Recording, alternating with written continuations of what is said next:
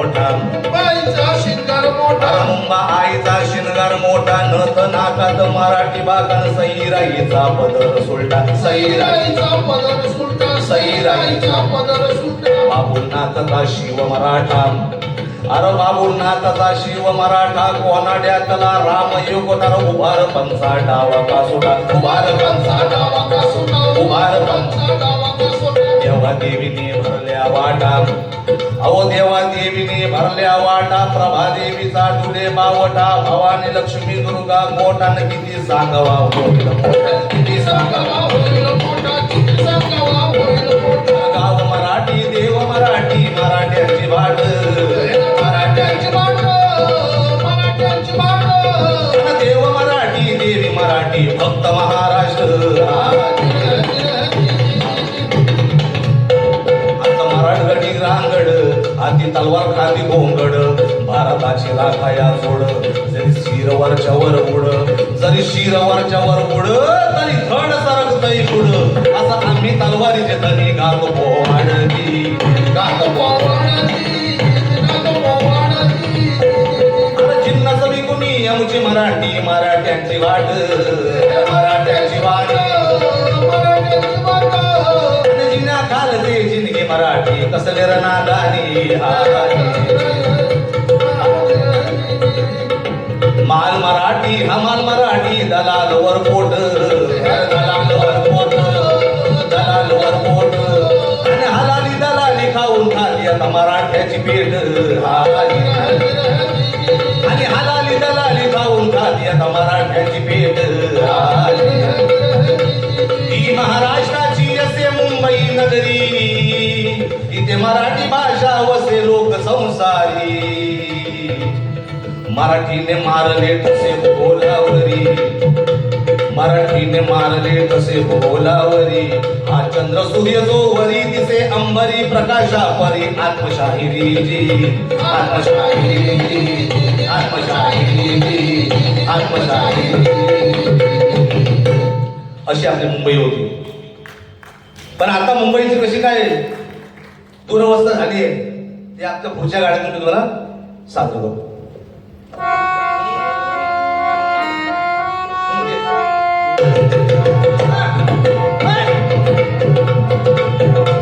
मिसळ झाली मुंबई र दादा मिसळ झाली मुंबई मिसळ झाली मुंबई र दादा मिसळ झाली मुंबई र दादा मिसळ झाली मुंबई मिसळ झाली मुंबई र दादा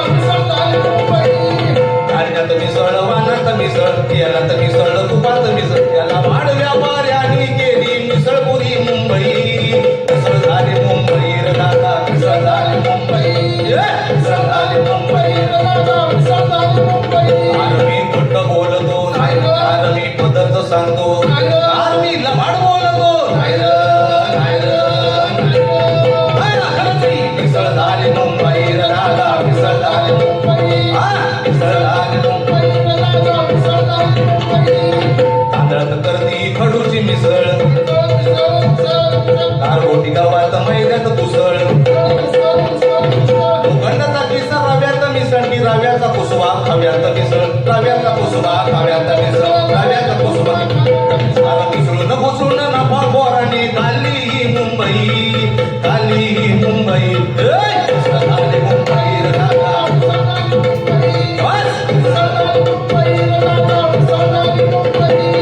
शिवीटा मंदी मातीची मिसळ सिनेमा मंदी फिरतीची मिसळ राजकारणात झाली मिसळ पुढारी पेडारी सारखाच दिसत पुढारी पेडारी सारखाच दिसत पुढारी निवडणुकी पायी सोडीला पक्ष पण तिकीट सोडणार नाही मिसळ झाली मुंबई र दादा मिसळ झाली मुंबई मिसळ झाली मुंबई र दादा मराठी भाषेत झाली या मिसळ कर्मसार इंग्रजी दिसत क्रियापदापुरती मराठी असत अरे क्रियापदापुरती मराठी असत इष्टॉप इष्टॉप बनले ना पब्लिक असत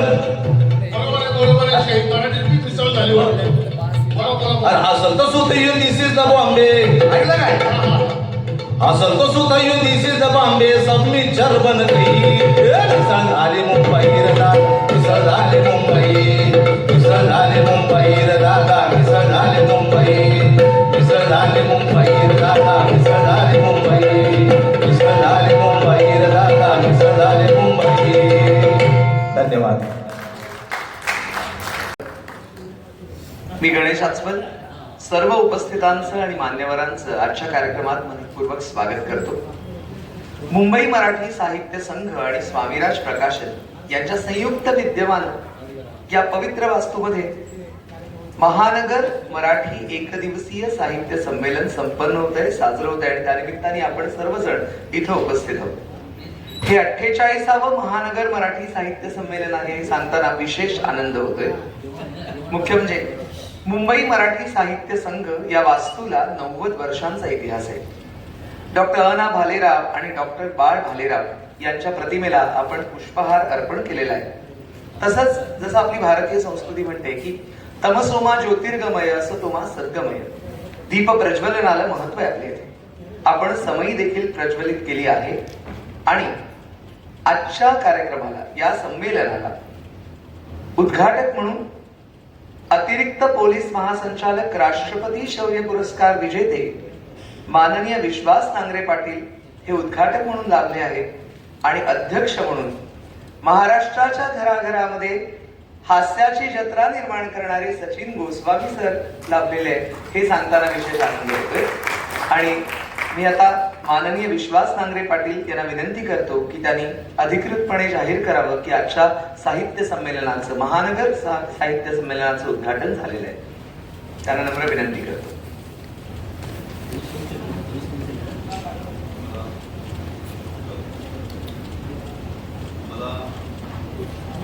आनंद होत आहे.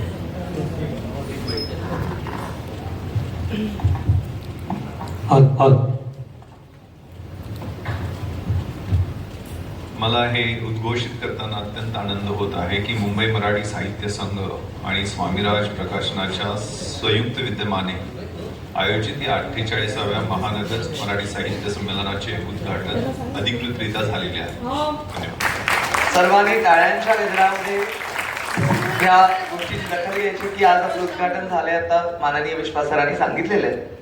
आणि आता आमच्या मुंबई मराठी साहित्य संघाच्या अध्यक्षा सुप्रसिद्ध साहित्यिका आणि आजच्या संमेलनाच्या स्वागताध्यक्षा प्राध्यापिका उषाताई तांबे यांना मी विनंती करतो की आजच्या कार्यक्रमाचे अध्यक्षस्थान भूषवणारे सुप्रसिद्ध निर्माते दिग्दर्शक सचिन गोस्वामी यांचा सत्कार करावा ही नम्र विनंती.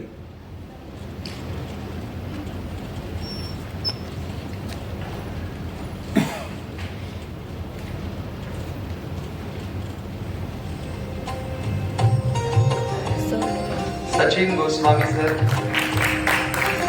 यांचा आपण सत्कार करतोय.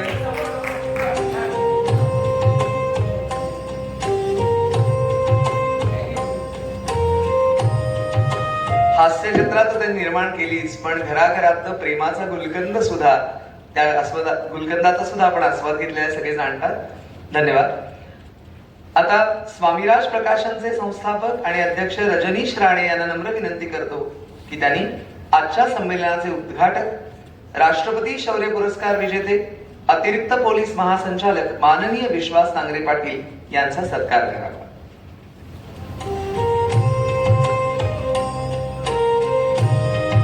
सर्वांचं प्रेरणास्थान असणारे माननीय विश्वास नांगरे पाटील प्रत्येक तरुणाला त्यांचे नेतृत्व गुण माहिती आहे.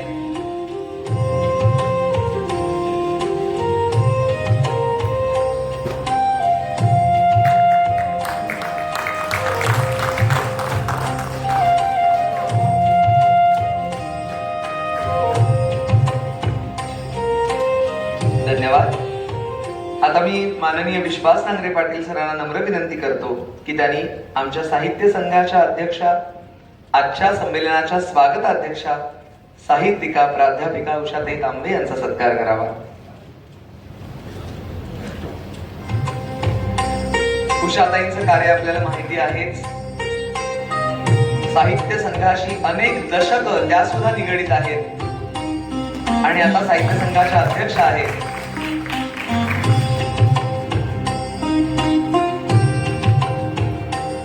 धन्यवाद. आता मी प्राध्यापिका उषाताई दामवे यांना विनंती करतो की त्यांनी स्वामीराज प्रकाशनचे संस्थापक आणि अध्यक्ष रजनीश राणे यांचा सत्कार करावा.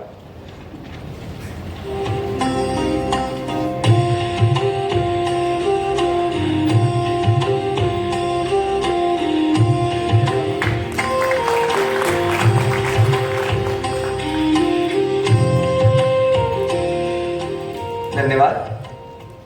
पुन्हा एकदा माननीय विश्वास नांगरे पाटील यांना नम्र विनंती करतो की त्यांनी आपल्या मुंबई मराठी साहित्य संघाच्या कार्याध्यक्षा डॉक्टर उज्ज्वलाताई मेहेंदळे यांचा सत्कार करावा. उज्ज्वलाताई यांना सुद्धा आपण एक उत्तम लेखिका म्हणून जाणतो.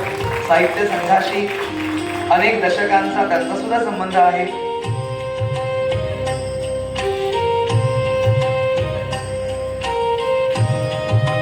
आजच्या संमेलनाचे अध्यक्षस्थान भूषवणारे सुप्रसिद्ध निर्माते दिग्दर्शक सचिन गोस्वामी यांना मी नम्र विनंती करतो की त्यांनी मुंबई मराठी साहित्य संघाच्या प्रमुख कार्यवाह डॉक्टर अश्विनीताई भालेराव गांधी यांचा सत्कार करावा.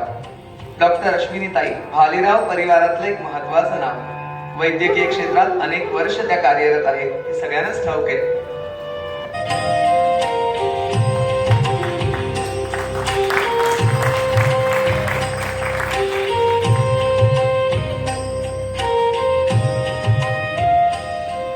पुन्हा एकदा आपल्या संमेलनाचे उद्घाटक माननीय विश्वास नांगरे पाटील यांना नम्र विनंती की त्यांनी मुंबई मराठी साहित्य संघाचे कोषाध्यक्ष आनंद बिरजे यांचा सत्कार करावा. आनंद बिरजे अतिशय उत्तम कार्यकर्ते आहेत आणि एखाद्या कार्यक्रमाचं नियोजन उत्तम कसं करावं यामध्ये त्यांचा हातखंडा आहे.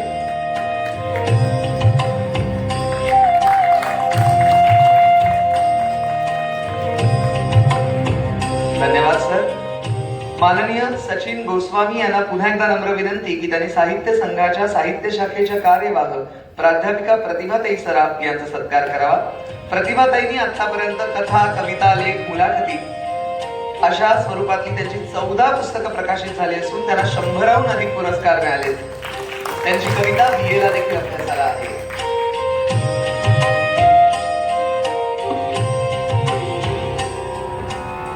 सर्व मान्यवरांनी स्थानापन्न व्हावी विनंती. रसिक हो, आज हा एवढा महत्वाचा सोहळा आहे ना की त्यामध्ये कार्यक्रमांची मेजवानी आहे आणि शाब्दिक मेजवानी आहे, साहित्याचा फराळ आहे आणि पदार्थांचा सुद्धा आस्वाद घ्यायचाच आहे आपल्याला नंतर. पण आजच्या साहित्य संमेलनाचं प्रास्ताविक सुरुवातीला मुंबई मराठी साहित्य संघाच्या वतीने कार्याध्यक्षा डॉक्टर उज्ज्वलाताई मेहेंदळे यांनी करावं अशी त्यांना मी नम्र विनंती करतो. डॉक्टर उज्ज्वलाताई मेहेंदळे.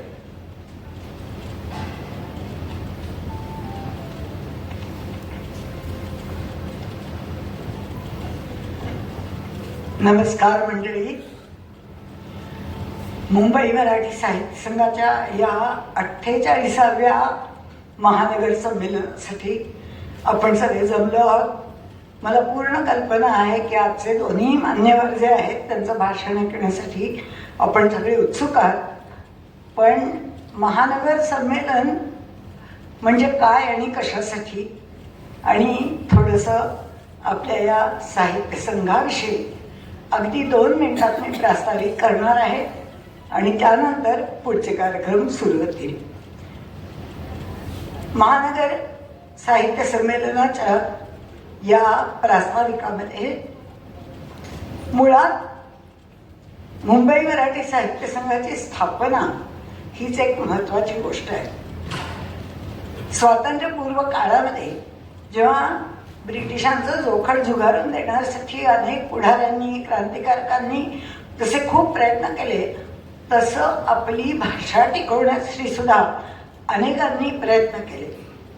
आणि हे प्रयत्न करत असतानाच खरं तर मुंबई मराठी साहित्य संघाच्या स्थापनेचा विचार आला. 1934 मध्ये मुंबईमध्ये एक साहित्य संमेलन घेतलं गेलं आणि त्या साहित्य संमेलनामध्ये असा एक ठराव मांडला गेला की एक संस्था इथे साहित्यासाठी निर्माण झाली पाहिजे आणि त्या ठरावातूनच पुढे मुंबई मराठी साहित्य संघाची 1935 साली स्थापना झाली. म्हणजेच मगाशी आपल्याला सांगितलं तसं आता हे 90वं वर्ष आहे आणि 90 वर्ष अव्याहतपणे मुंबई मराठी साहित्य संघ ही साहित्य सेवा करत आहे. वेगवेगळ्या प्रकारांनी ही साहित्य सेवा चालू आहे. खरं तर साहित्य संघाला किंवा ही साहित्य सेवा करण्यासाठी आपल्याकडे इमारत सुद्धा उपलब्ध नव्हती. तेव्हा साहित्य संघाचे संस्थापक मोठे डॉक्टर भालेराव ना भालेराव यांनी आपल्या घरात जागा दिली आणि VP रोडच्या त्यांच्या घरामध्ये साहित्य संघाची स्थापना झाली आणि पुष्कळ वर्ष तिथूनच साहित्य संघाचं, साहित्य शाखेचं आणि नाट्य शाखेचं काम सुरू झालं. साहित्य संघाच्या या दोन्ही शाखा त्यावेळापासूनच उत्तम तऱ्हेने कार्य करायला लागल्या. अनेक नाटकं इथे निर्मिती झाली, साहित्य संमेलनं झाली.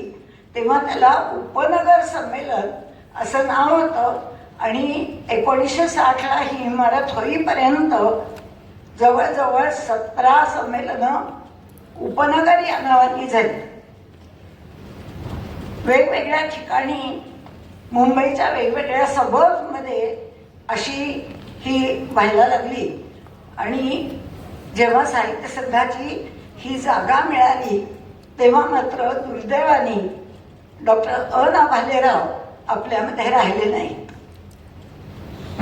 पण बाकीच्यांनी हार मानली नाही.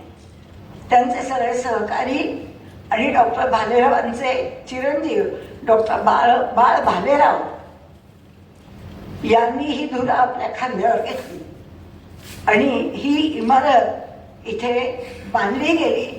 लक्ष्मणशास्त्री जोशींनी तर्कतीर्थ लक्ष्मणशास्त्री जोशींनी याची पहिली पायाभरणीला सुरुवात केली.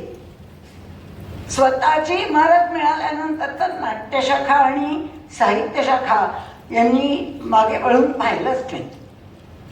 एक तर अखिल भारतीय साहित्य महामंडळाची घटक संस्था म्हणून आपल्या या संस्थेने खूप काम केलं आणि साहित्य शाखेने सुद्धा अनेक परिसंवाद, व्याख्यानं, वेगवेगळ्या मुलाखती, चर्चा आणि ज्याला पुढे महानगर संमेलन असं नाव मिळालं ते मूळचं उपनगर संमेलन खूप मोठ्या प्रमाणावर सुरू केलं.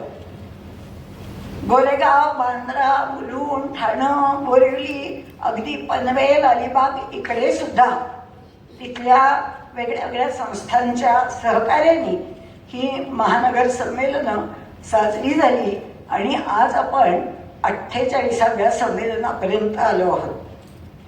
मोठमोठे साहित्यिक या साहित्य संमेलनांचे अध्यक्ष झाले. यात बाबा बोरकर होते, राभी जोशी होते, रणजित देसाई होते, वसंत बापट, रमेश मंत्री, पुढे मंगला गोडबोले, आत्ताचे जे अखिल भारतीय संमेलनाचे अध्यक्ष आहेत विश्वास पाटील, तेही आमच्या महानगर संमेलनाचे एकेकाळी अध्यक्ष होते. अरुणा ढेरे अध्यक्ष होत्या. पुष्कळदा असं झालंय की महानगर संमेलनाला जे अध्यक्ष झाले ते पुढे अखिल भारतीय साहित्य संमेलनाचे अध्यक्ष झालेले आहेत. अनेक दिग्गज लेखक लेखिका इथे येऊन गेलेले आहेत. याच काळात अखिल भारतीय साहित्य महामंडळाची एक घटक संस्था म्हणून मुंबई मराठी साहित्य संघाने पुष्कळ वेळा काम केलेलं आहे. सदस्य तर आहेच ही संस्था. आमचे 3 सदस्य तिथे सतत महामंडळाचं काम करत असतात. पण जेव्हा कार्यालय दर 10 वर्षांनी एकदा आपल्याकडे येतं तर त्यावेळेला आपले 3 पदाधिकारी असतात आणि ते संपूर्णपणे संमेलनांचं 3 वर्ष आयोजन करणं, त्याची सगळी काळजी घेणं, सगळं ते करतात. आपल्याला थोडं ऐकून माहिती असेल की गेल्या वर्षी फेब्रुवारी 95मध्ये दिल्लीला मोठ्या प्रमाणावर 98व्या साहित्य संमेलनाचं आयोजन आपल्या साहित्य संघाने केलं होतं आणि त्याला पंतप्रधान मोदीजी आले होते आणि अतिशय उत्कृष्ट असं उद्घाटन त्यांनी केलं आणि अतिशय उत्कृष्ट असं भाषण त्यांनी केलेलं होतं. तेव्हा अशा या मुंबई मराठी साहित्य संघाच्या महानगर संमेलनाला आपण सगळेजण जमलेले आहोत. पण मग एवढं मोठं अखिल भारतीय संमेलन असताना महानगर संमेलन कशासाठी? तर अखिल भारतीय संमेलन ही देशात वेगळ्या वेगळ्या ठिकाणी होतात. महाराष्ट्रात तर होतातच, पण अगदी दिल्ली, अंदमान, घुमान अशा ठिकाणीही संमेलनं होतात. आणि सर्वसामान्य सगळ्या माणसांना ही संमेलनं जाऊन बघता येत नाहीत, ऐकता येत नाहीत. संमेलन म्हणजे नक्की काय असतं हेही माहिती होत नाही. आणि म्हणूनच त्याच धर्तीवर पण थोड्या छोट्या प्रमाणामध्ये आपण इथे महानगर संमेलन घेतो. आणखी एक महत्वाचं कारण याच्या मागे असतं की आपले जे इथले काही वक्ते, अभ्यासक, लेखक, कवी यांना अखिल भारतीय संमेलनात एकदम संधी मिळत नाही. त्यांना इथे संधी मिळते. आपले लोक कोण आहेत, आपल्या जवळपासच्या कोणाकोणात काय काय कला आहेत, कोण चांगले लेखक आहेत, चांगले कवी आहेत, हे आपल्याला या महानगर संमेलनात कळतं. आणि अखिल भारतीय संमेलनाला ज्या प्रत्येक घटक संस्थेला नावं द्यायची असतात तशी आपल्या संस्थेलाही द्यायची असतात. आणि या महानगर संमेलनातनं आम्हाला कल्पना येते की आपण कुणाची नावं देऊ शकतो. शिवाय आणखीन एक महत्वाची गोष्ट असते की प्रत्येक गावातलं किंवा प्रत्येक ठिकाणचं काही विशिष्ट प्रश्न असतात किंवा तिथल्या काही बोलीभाषा असतात, तिथल्या काही चालीरीती रूढी असतात. त्याही लोकांपर्यंत कशा न्यायच्या, तर त्याला हे महानगर संमेलन अतिशय उपयोगी ठरतं. आणि म्हणून महानगर संमेलनाचा हा एक चांगला पायंडा मुंबई मराठी साहित्य संघाने घातलेला आहे. तो उत्तम तऱ्हेने चाललेला आहे. आणि मला असं वाटतं की आपण जेव्हा पुढचे सगळे कार्यक्रम बघाल, कारण ह्यावेळेचा विषय सुद्धा आपल्या मुंबईशीच संबंधित आहे, आपल्याला तो जवळचा आहे, तेव्हा आपल्याला हे संमेलन आवडेल. अर्थातच मला माहिती आहे की आपण सगळे माननीय सचिव गोस्वामी यांचं भाषण ऐकायला आणि राष्ट्रपती शौर्य पदक लाभलेले आपले माननीय विश्वास नांगरे पाटील यांचे शब्द ऐकायला आपण सगळे आसुसलेले आहात. तेव्हा मी आणखीन वेळ घेणार नाहीये, पण जरूर आपण सगळ्यांनी या आपले आणखी कोणी लोक असतील तर त्यांनाही बोलवा. पुढचे कार्यक्रम दिवसभर फार छान राहणार आहेत. शिवाय दुपारी अगदी साध्या अशा भोजनाची व्यवस्था आम्ही केलेली आहे, तेव्हा जरूर ह्याचा आनंद घ्या.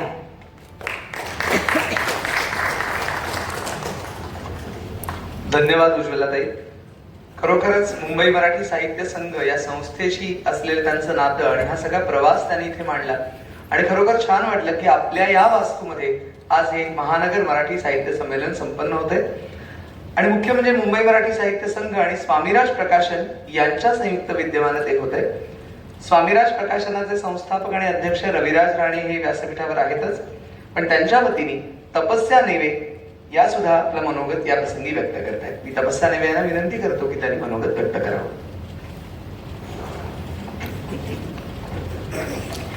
नमस्कार. स्वामीराज प्रकाशन आणि मुंबई मराठी साहित्य संघ यांच्या वतीनं आयोजित महानगरीय साहित्य संमेलनामध्ये मी तुम्हा सगळ्यांचं मनापासून स्वागत करते. आज आपल्यासाठी खूप भाग्याचा योग आहे. 48वं महानगर साहित्य संमेलन इथे होत आहे या वास्तूमध्ये. आणि यासाठी साहित्यातले आणि आपल्या आयुष्यातले महत्त्वाचे 2 रस आपल्या व्यासपीठावर आहेत. एक म्हणजे वीररस आणि एक म्हणजे हास्यरस. या दोन्ही रसांनी आपल्या आयुष्यामध्ये खूप रंग भरलेले आहेत. कारण मनमे हे विश्वास म्हणत आपल्या आयुष्यामध्ये धैर्य शिकवणारे विश्वास नांगरे पाटील आणि महाराष्ट्राशी हास्यरसाच्या माध्यमातून हास्यरस आहेच, पण मराठी भाषा तरुणाईपर्यंत पोहोचवण्याचं महत्त्वाचं काम हे सचिन गोस्वामी करतायत. त्यासाठी त्या दोघांचंही मी स्वामीराज प्रकाशनाच्या वतीने मनापासून आभार मानते. स्वामीराज प्रकाशन ही तशी खूप लहान संस्था आहे, वय वर्ष 3 असलेली. आणि मुंबई मराठी साहित्य संघ, आत्ताच उज्ज्वला त्यांनी उल्लेख केला की 90हून अधिक वर्ष या संस्थेला झाली आहेत आणि शतकाकडे ही संस्था वाटचाल करते आहे. एखादी साहित्याला वाहिलेली संस्था इतकी वर्ष वाटचाल करणं ही खूप अभिमानाची गोष्ट आहे. आणि आज आमच्यासाठी अभिमानाचा क्षण आहे की या संस्थेसोबत स्वामीराज प्रकाशन संस्था हे महानगर साहित्य संमेलन आयोजित करते. स्वामीराज प्रकाशनाच्या वतीने काही वर्षांपूर्वी म्हणजे 3 वर्षापूर्वी मराठी आठव दिवस नावाची चळवळ सुरू झाली. कारण 27 फेब्रुवारीला मराठी भाषा गौरव दिन आपण साजरा करतो सगळेच जण.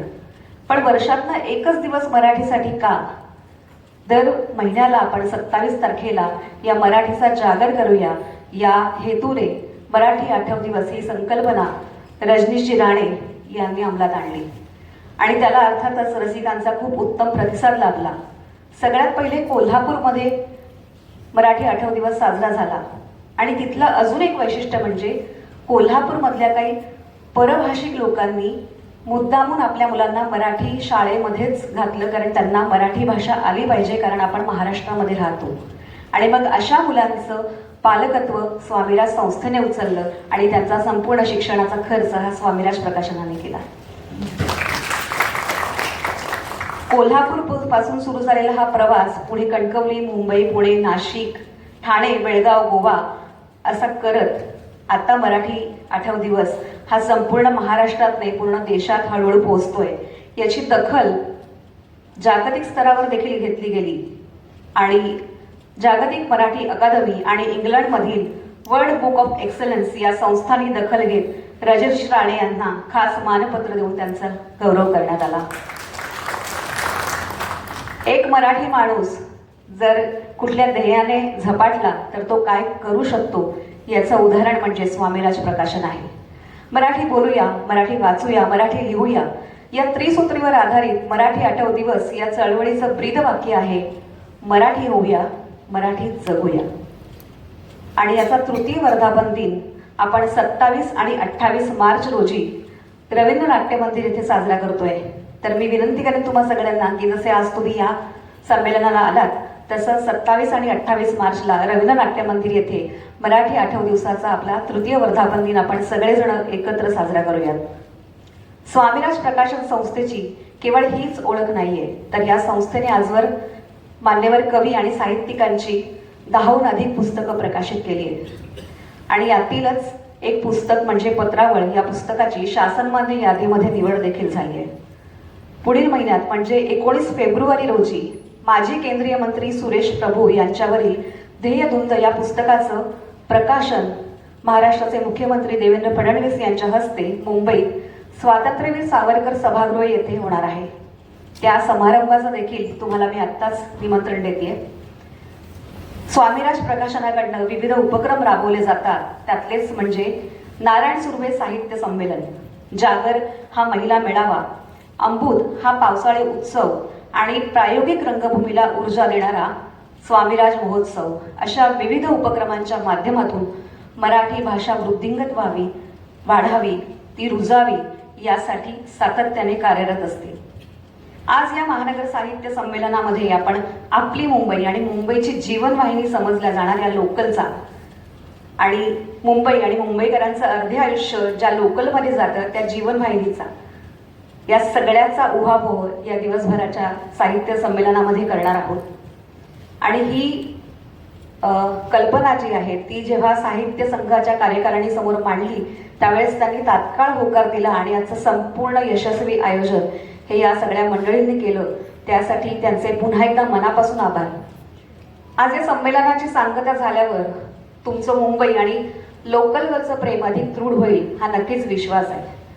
पण एक मात्र लक्षात ठेवा, उद्यापासून ठराविक लोकल पकडताना आपल्याला पायदन आणि फलाटामधील अंतरावर लक्ष ठेवायचंच आहे.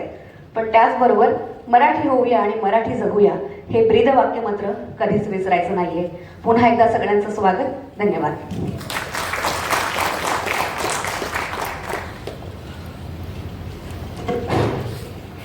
धन्यवाद तपस्या मॅडम. स्वामीराज प्रकाशनाची वाटचाल आणि त्यांचे उपक्रम याचा परिचय त्यांनी आपल्याला करून दिला. आता माननीय प्राध्यापिका उषा तांबे तुम्हाला माहितीच आहेत की त्या मुंबई मराठी साहित्य संघाच्या अध्यक्ष आहेत आणि मुख्य म्हणजे आजच्या या साहित्य संमेलनाच्या त्या स्वागताध्यक्ष आहेत. त्यांनी आपलं मनोगत व्यक्त करावं ही नम्र विनंती.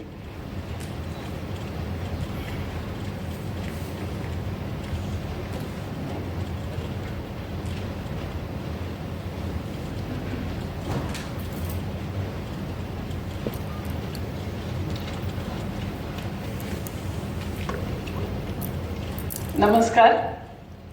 या 48व्या महानगर साहित्य संमेलनाचे अध्यक्ष निर्माता दिग्दर्शक श्री सचिन गोस्वामी, उद्घाटक सर्वांच्या मनात विश्वास जागवणारे माननीय विश्वास नांगरे पाटील, पहिल्या महिला रेल्वे चालक श्रीमती सुरेखा यादव ज्या आलेल्या नाही आहेत आता, संमेलनात सहभागी होणारे सर्व वक्ते, कवी शाहीर निलेश जाधव आणि त्यांचे सहकारी, स्वामीराज प्रकाशनाचे पदाधिकारी आणि सदस्य, मुंबई मराठी साहित्य संघाचे सर्व सदस्य आणि आपण सर्व रसिक यांचं मी या 48व्या महानगर मराठी साहित्य संमेलनात मनापासून स्वागत करते.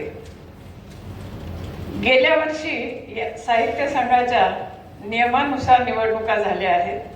नवीन नियामक मंडळ, नवीन कार्यकारिणी आणि पदाधिकारी यांनी संस्थेच्या कामाची धुरा उचलली आहे. त्यानंतरचं हे पहिलं संमेलन आहे. अनेक वर्षांनी ते संस्थेच्या वास्तूमध्ये होत आहे. यामध्ये एवढ्या कर्तबगार आणि लोकप्रिय व्यक्तींचा समावेश असणं ही आमच्यासाठी विशेष आनंदाची बाब आहे. संमेलनाध्यक्ष श्री सचिन गोस्वामी यांनी अनेक चित्रपट आणि मालिकांचं यशस्वी दिग्दर्शन केलं असलं तरी ते मराठी घराघरात पोचले आहेत ते त्यांच्या हास्य जत्रेमुळे. दर्जेदार निर्विष विनोद कसा असतो हे त्यांनी या जत्रेतून दाखवून दिलं आहे. संपूर्ण कुटुंबाला इष्टमित्रांसह बसून निखळ आनंद घेता येईल अशी ही आनंद यात्रा त्यांनी आपल्या घरात आणली आहे. उद्घाटक माननीय विश्वास नांगरे पाटील यांच्या कामगिरीतून, त्यांच्या व्यक्तिमत्वातून, त्यांच्या लिखाणातून वाचकांच्या मनात निश्चित विश्वास निर्माण झालेला आहे. मुंबईचा पवाडा गाऊन कार्यक्रमाची सुरुवात झाली. तितक्याच जिव्हाळ्याचा विषय लोकल, त्यावर एकांकिका सादर होणार आहे.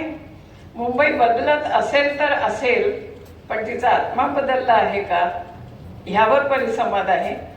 मुंबईला केंद्रस्थानी ठेवून पुस्तकांमधल्या उतार्यांचं वाचन आहे. मुंबईची खाद्य संस्कृती हा अगदी वेगळा चवदार विषय आम्ही घेतलेला आहे. त्याबरोबर मुंबईतील फुटपाथवरील वाचन संस्कृती ह्यावर गप्पा रंगणार आहेत. रेल्वे भजन हा संपूर्णपणे वेगळा अनुभव आपण घेणार आहोत. असे अनेक पठडी बाहेरचे कार्यक्रम नव्या पदाधिकाऱ्यांनी योजले आहेत. गेली कित्येक वर्ष ही महानगर संमेलनं कल्याण, ठाणं, बदलापूर, वसई अशा लगतच्या शहरांमध्ये आयोजित केली गेली होती. यंदा हे संमेलन संस्थेच्या स्वतःच्या वास्तूमध्ये होत आहे, याचाही आनंद आहे. तर्कतीर्थ लक्ष्मण शास्त्री जोशी, माननीय सी.डी. देशमुख, माननीय यशवंतरावजी चव्हाण या सर्वांचे आशीर्वाद या वास्तूला लाभले आहेत. आज आघाडीवर असलेल्या अनेक नाट्य सिने कलावंतांनी आपल्या वाटचालीला इथूनच सुरुवात केलेली आहे. म्हणून ही वास्तू सुद्धा समारंभातील एक महत्त्वाचा घटक आहे. आपल्याला आताच उज्ज्वला मेंदळे यांनी सांगितलं की अखिल भारतीय मराठी साहित्य संमेलन एवढ्या थाटामध्ये साजरं होत असताना पुन्हा ही महानगर संमेलन आपण का घेतो. त्यांनी जी कारणं सांगितली त्याच्या पलीकडे असंही एक मला जाणवतं की महानगर संमेलनामध्ये वाचक आणि वक्ता किंवा लेखक यांच्यामधलं अंतर कमी असतं. जे अखिल भारतीय संमेलन असतं त्याच्यात वक्ता इथे उभा असतो आणि कित्येक फूट पुढे आपले लोक बसलेले असतात. हे वाचार्थानी आणि खरोखर अंतर कमी करणारं असं महानगर संमेलन असतं आणि म्हणून ते दरवर्षी आम्ही आयोजित करत असतो. वक्ते, श्रोते, कवी हे सगळे एकाच कुटुंबाचे म्हणा किंवा एकाच समारंभाचे जवळचे घटक बनतात. अशी ही महानगर संमेलन आहे. आजचं हे 48वं संमेलन आहे. या संमेलनामध्ये आपल्या सर्वांचं मी मनापासून स्वागत करते. धन्यवाद.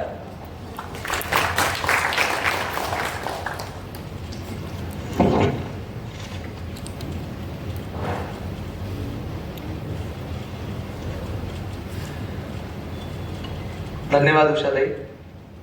आणि अतिशय देखणं नेपथ्य इथे तुम्हाला दिसतंय.